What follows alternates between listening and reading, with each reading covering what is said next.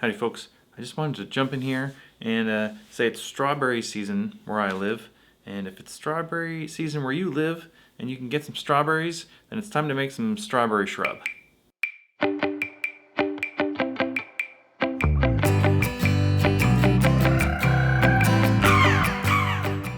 So I heard from a loyal viewer, Burns, over on Instagram.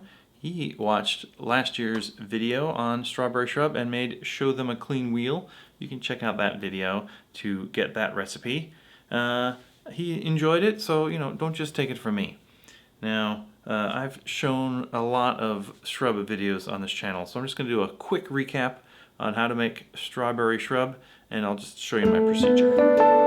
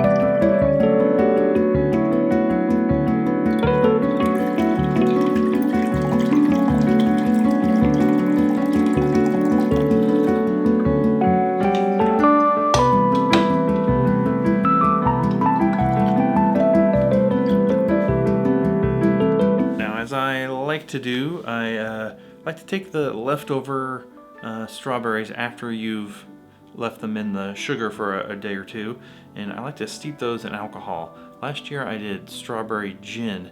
This year I did strawberry tequila. It's really good. It's like thick and sweet and strawberry-y with like a tequila undertone. It's pretty nice. Anyway, I'm gonna make a quick drink just to show you some possibilities. It's going to be a sort of tequila negroni variation. I'm starting with the strawberry flavored tequila. I'm only going to use half an ounce because it's pretty sweet. The other half will be just regular tequila. And then we'll do an ounce of Campari, of course, because it's negroni. Then I thought I would do dry vermouth instead of sweet because, again, the strawberries are pretty sweet already.